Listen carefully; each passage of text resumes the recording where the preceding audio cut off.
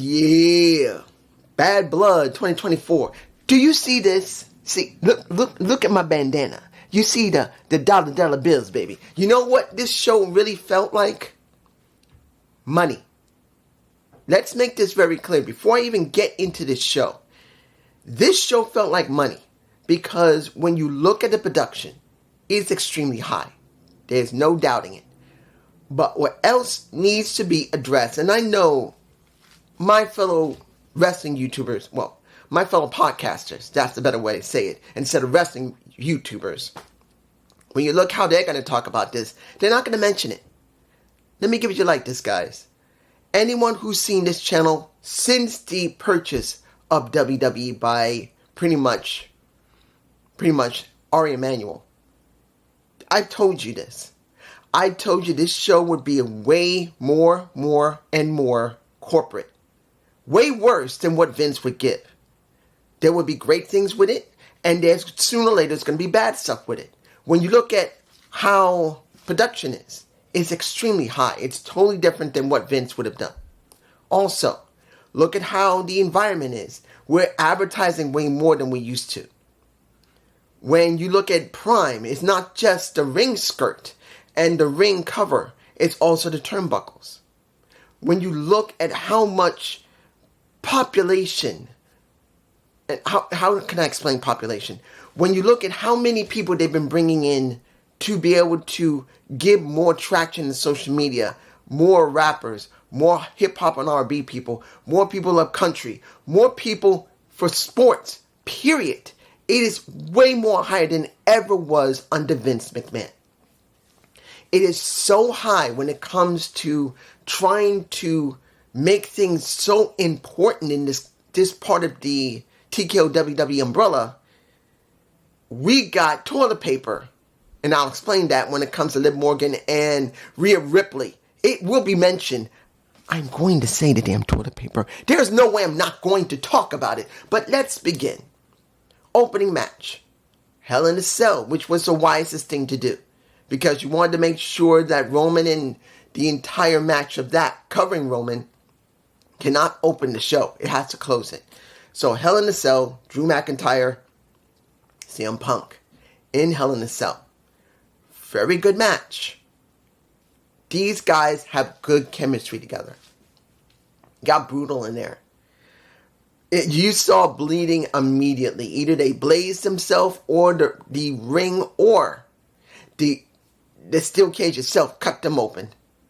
It was that rough. It was a good match. And I will not tell you I was bored once, because I wasn't. I did enjoy it. It was done well. The closing of that match, seeing that we got beads brought in by Drew McIntyre just to rub it into CM Punk's face, that he took his bracelet. Now, if you saw the countdown, you saw CM Punk with Larry, a 10-year-old dog who was rejected not once, I think 3 times he was rejected when he was in a shelter. He was taken, but people just didn't like him and brought him back. He was taken and then brought back. I do believe when it came to CM Punk, he was the 3rd person to take him. And he's been with him for 10 years. How much he loves that dog. And seeing at the end of that match is when Drew McIntyre decides, well, guess what? I'm going to get some beads in a bag, spray it all over the place, and I'm going to rub it into CM Punk's face when I claymore him up against the steel steps that I put into the ring. And what happened? He missed. His lower back hit that damn steel, oh my. As someone, I don't mention this much, but one of the reasons why I stopped working, unfortunately, due to the fact that I do have a rare disease in my hip. The main reason I stopped working was I fell on steel plate. Diamond steel plate. The same type of diamond steel plate those steps leading into the ring are made out of. It still gets me a little, ugh. I'm sorry, it does. It makes me a little upset because I could no longer work after I fell on that steel plate in my job. And now I see Drew McIntyre try to claymore the face off of CM Punk, misses, and his lower back literally lands on that steel plate of those steps. That is not something you like to see. Hopefully his back is okay. But what do we get after that? He doesn't move. CM Punk decides to take a chain, wrap it around his knee, and I do believe it was his right knee, and then he takes some of those beads and then throw it into Drew's mouth and then GTS his ass to oblivion. That's it. Match is over. He gets out of the ring and he's basically either crawling to get to the back, or he just stumbles over the place. We get paramedics coming in, giving him air, but he doesn't want it. He eventually gets up. I think you can see him. He's in my face. I am putting images in. This was a very good opening match. It did make sense for Bad Blood. It worked perfect. Now, second match. Let's make this very clear. The first match was a Raw match. This second match is a SmackDown match. Let me say this. When it came to Bayley versus Nia Jax, there was only one outcome. We all knew that sooner or later Tiffany was going to come out. And we knew that Tiffany was going to be the goal here to really make her important. The match itself, I'm going to tell you this. I am not a Nia Jax fan. Not telling you I hate her, but I've always stated she needed more training. And the key of this entire match was how far has she progressed as a pro wrestler. She had bad knees. She's done surgery on her knees after she left and came back and then left again because of COVID-19 and got sick herself. But taking away from that, no matter how you feel about that kind of thing, since she came back, she was booked very dominantly. And it culminated into this match of Bad Blood. Let's make this clear. Did she do a bad job working with Bayley? Because Bayley is a better wrestler than she is. It is obvious. Did she do bad? No. In fact, she showed some extra moves she normally does not show, which, to her credit, she tried to perform, and most of those new moves she did pretty well, until she tried to do a Hurricane Rana that she could not do, and it looked incredibly bad, but she tried. Now, I don't know how others are going to perceive this. I don't know if they're going to think, oh, she should never did it. Oh, it looked really bad, which it did. But for her overall performance in the ring, it was actually done pretty well. And when Tiffany came out, nailing Bayley in the face with that briefcase, putting it down, trying to get the ref, who at one point was nailed by Nia Jax because Bayley kicked her in the head. They were both near on the floor. The ref was right in front of Nia. How can I say? I don't know if I got a shot of it. If it is, it's in my face. Basically, Bayley nails Nia in the head with a kick. She lays and splats the ref. Bayley, while before she won the match, had already won because she had pinned her longer than 5 seconds. It was near 8 or 9 seconds. Then she had to stop. And that is when Tiffany came out. And then that's when the controversy about is Tiffany trying to cash in or not? Because they're still going with that narrative that Tiffany is going to cash in. But when will she cash in? And is she betraying Nia Jax? But she hasn't betrayed Nia Jax. She came out to try and save her. She dropped the briefcase on the ground trying to help Nia. The ref, who had been stunned because she got squished by Nia, picks up the briefcase thinking, oh, she wants to cash in. Nia sits up like the damn Undertaker and seeing that briefcase going, what are you doing?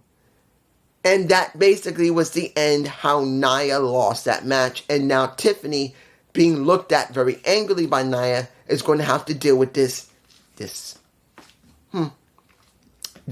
Friday. I don't know where they're going to go with this, but it's going to be interesting, hopefully. Next, Judgment Day. We get Damian Priest versus Finn Balor. The Terror Twin versus a member of Judgment Day. I will not tell you this is a bad match. I kind of wish this match would culminate in Survivor Series, but there's no way they're going to be able to drag it out anymore because they've gone as far as they can with Judgment Day and the Terror Twins. They got to do something different. So they didn't really have much of a choice here. We did get the rest of Judgment Day coming out. And the kicker here for me was, I was thinking this, and you guys could have told me, I think you'll tell me. This is what I was thinking at the time when this match was going on. I was actually thinking about what's going to be in the comments. I literally did. And I'm thinking, you guys are going to tell me that this was a great match, but it might have been missing something. And the thought that went through my head when I saw that Mark, his paint on his face, why didn't he come out as a demon? Why couldn't we see the demon Finn Balor? I don't know why I thought that, because he doesn't do the demon anymore. He has not done the demon in years. But if he really wanted to do Bad Blood, then he should have gone into the persona of, you know what's going to happen, Damon? I am going to make sure that you are going to face the true Finn Balor. You're going to deal with the demon. Now, that might have been more dramatic, that he's going to have to deal with a totally different-minded Finn Balor, because Finn, when he was Prince Albert, I believe he called himself. I can't remember. It's been a while since I remember what he called himself in Bullet Club, and that's Finn Balor. I forgot. But when you see the demon, when he was in NXT, he was very well done by Finn. And I truly felt like in this situation, being Bad Blood, maybe he could have pulled out the demon just as once. Because if you're really having that much bad blood, that much hatred, the most best thing is to reach deep into yourself and pull out the demon that you usually would show when you were in the original NXT. That might have been a little bit more and might have gave a little bit more to this match. I'm not saying it would have worked great, but this is what I thought. But what did we get? Damian wins. No problem, but now where did it go? Next match. And this was another Raw match, because we had one Raw, one SmackDown at this point, and 2 more Raws. And we literally got Liv Morgan. It has been a while to look at a Shark Tank match. It's been a while. I don't remember the last time it was done, but it's been quite a while since they had one. And clearly, when you see Dominic put into the Shark Tank, get his leg locked on with a handcuff, his ankle or leg was handcuffed, and his belt to make sure he wouldn't break his leg because of what had happened later, you're going like, okay, they're at least making an effort to make this really mean something. They don't want Dominic to interfere. They're sick of Dominic interfering, so they're going to make it like this. Liv versus how can I say this when it comes to Rhea Ripley? At this point, is she so over? Does she really need a title? Because at this point, I don't think she really needs her title anymore. I do not believe that she needs to drop that to gain a title at all. She doesn't need one right now. She's so over that they say the title makes that person, male or female.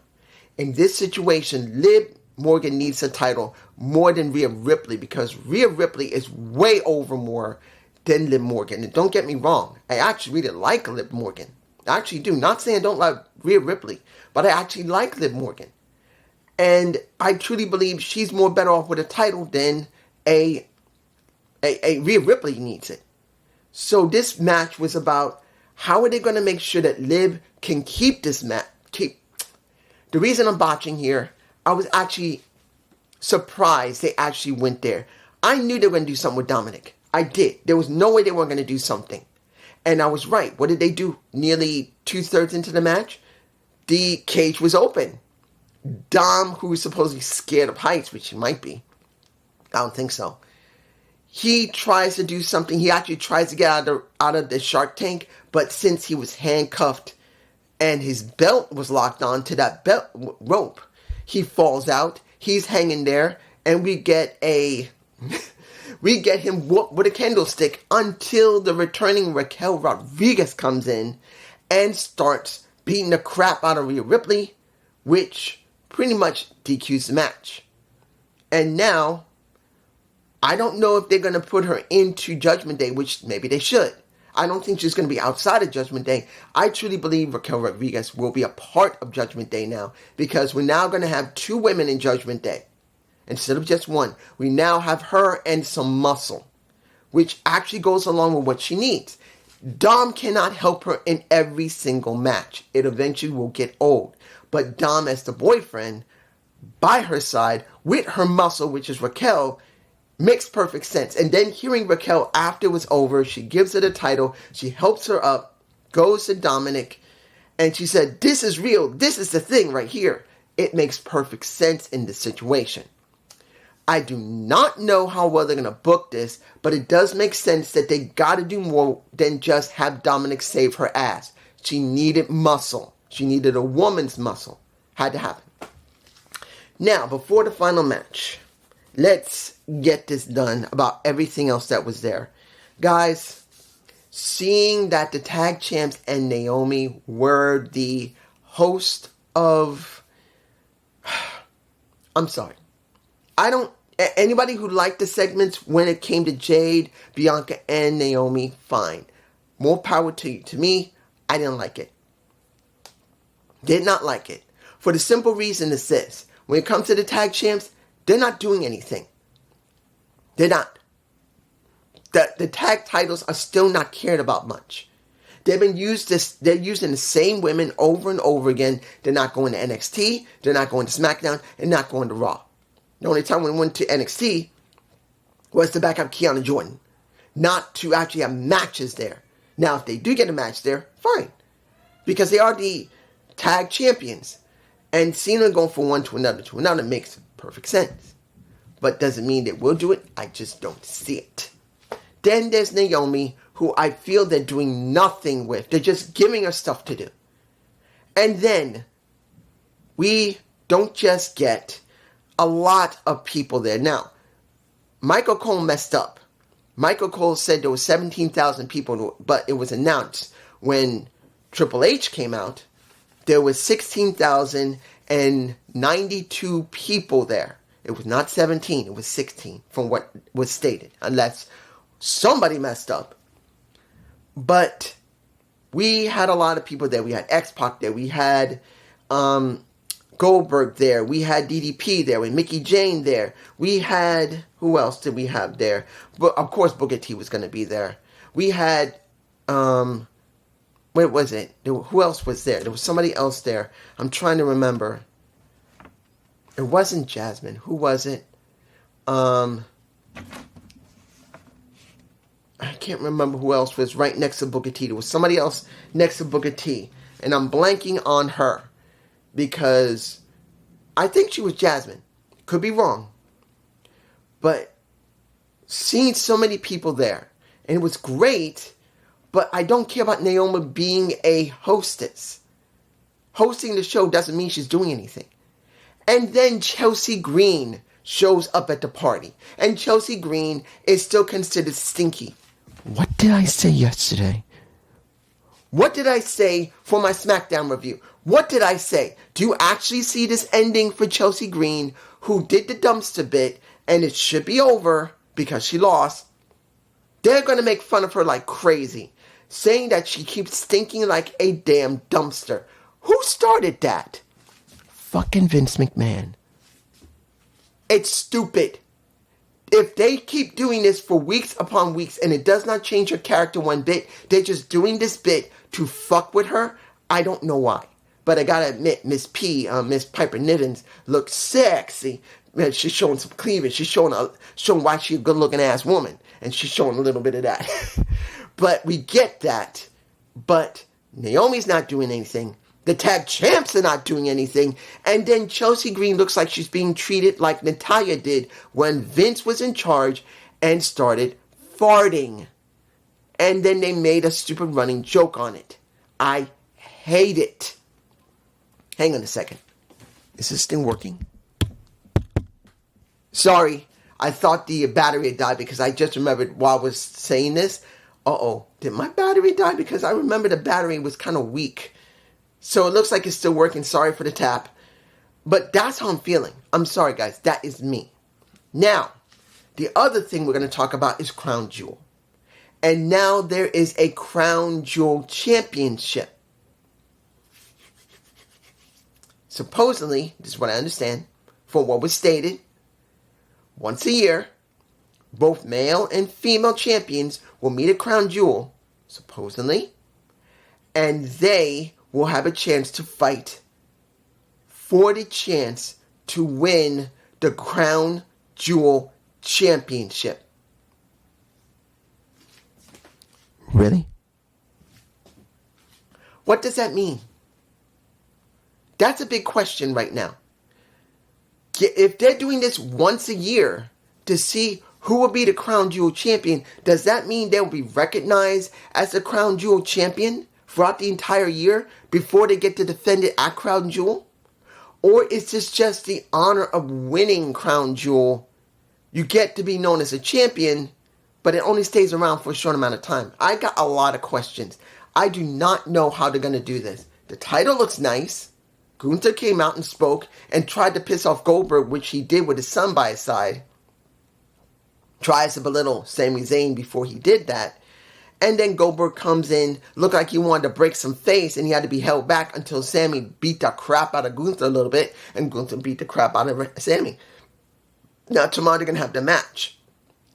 But the question's going to be, what are we getting from Crown Jewel? What is that title mean? Does that title mean that you keep it for the entire year? Does that mean you drop your title and it's only defended once a year? Or does that mean whoever is the champion of either the undisputed WWE champion or the WWE World Heavyweight Champion, whether it's male or female, whoever wins that title, does that mean they drop their current title and they become the Crown Jewel champion for the entire year? And it's only defended once in the year? I don't know. Maybe I need to watch the press conference to know what's going on, because I don't. Finally, if I'm forgetting anything, I'm sorry. I'm trying to remember. Let me give it to you like this. When it came to the final match, it was what many people expected. We've all known that sooner or later, Jimmy and The Rock was coming back. And we also knew that the story between the new bloodline, Solo's bloodline, and the original bloodline will sooner or later have to play to a real match between both sides. The question is how they're going to have it done. And when you see the situation, right now you just laid the groundwork for it. You just laid the groundwork for the original bloodline versus Solo's bloodline. And the match was very good. The thing I kind of wish there was more of was the full interaction between a Jacob Fatu versus Roman Reigns. We didn't really get that kind of situation because most of the time when they were in the ring together, Roman was already getting his butt kicked by the time he was doing it. And then to make sure there was very little interaction between the two, it would be mainly Cody who was doing the majority of that lifting. Now, I want to say this before we get to the rest of this with The Rock and Jimmy. Did I enjoy the beginning of that match when you had a marching band from, I believe it was the Arkansas marching band, and then we get the Georgia Philharmonic. So we got a marching band for Cody's song, and then we got the Philharmonic for Roman's song. The Georgia Philharmonic and the Arkansas University band, I believe. I'm going to tell you, they both sounded okay. They did. Did it seem not great? Yeah, a little bit. But it wasn't bad. I want to make this clear. This show was not bad, particularly when it came to both these groups who were trying to play Roman's song and Cody's song. But as I said in the very beginning of this video, guys, I'm telling you now, look at how TKO WWE is running the former WWE. Look at how TKO is producing their PLEs. This is more about spectacle and how corporation can get money. And I forgot. With Dominic, I did forget, I'm sorry. When it came to Dominic, seeing they have now toilet paper with Dominic's freaking face on it and they're selling it now. And you hear Michael Cole clearly stating, look, you got Dominic toilet paper. Dominic Mysterio toilet paper. Well, you can do whatever you want with it. And they're saying, fuck you, Dominic. And also, fuck you, Solo. Which goes along with what they're doing. Guys, I'm telling you. Everything's going well right now in TKO WWE because it's so corporate orientated. You will see feelings begin to change eventually because Corporations never show feeling when it comes to a product like this. Something is going to give. Now, I'm hoping it doesn't, and I'm hoping I'm wrong. But it looks like it might, because it can be over business. Shitification, as they call it. Everything is great until they make it more and more and more about money. That's what we're going to sooner or later may get from TKO WWE. But the ending of the show, where someone just shows up in a mask, in a hoodie, it was obvious it was going to be Jimmy. And it was. And Jimmy decided to stand with his cousin Roman, and pretty much they won the match. And afterward, they give a big hug. Roman shows enough respect to Cody. He doesn't come after him. He left him alone. He said, I kept my word. And he walks away. But then we get the Soto bloodline beating the crap out of him. And it is Jimmy who's trying to tell him, you got to do something. He said, no, just one time. He said, that's the point of that. That's our family. That's our family. That is us. We can't let them do that. And then he agrees with Jimmy.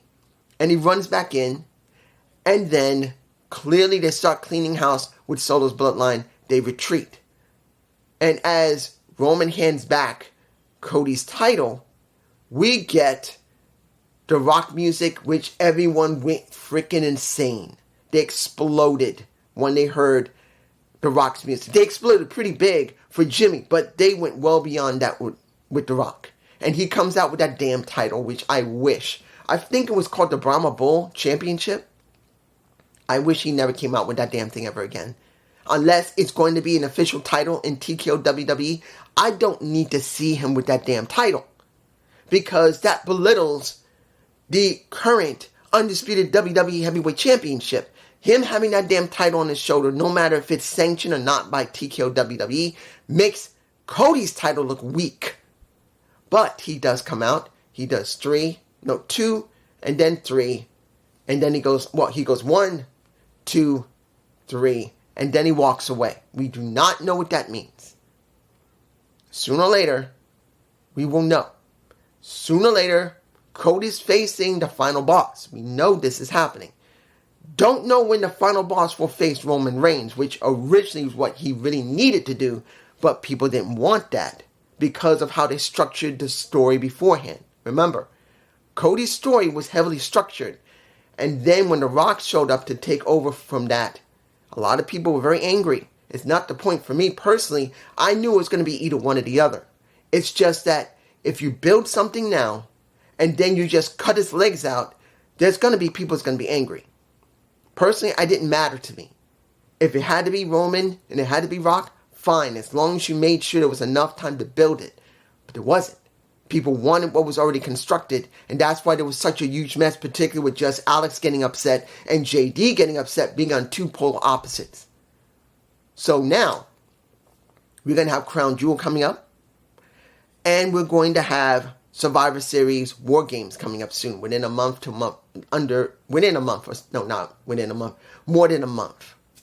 The question is going to be, how are they going to structure everything going to Crown Jewel, and then subsequently after that in War Games? There's such a short amount of time. The question, can they book it correctly? I don't know. This was a good show. It was war, family war, and The Rock shows up. It wasn't a bad show. But the question's going to be, how are they going to make everything work with 2 pay-per-views within practically the same month? I don't know. But you guys tell me below. Peace.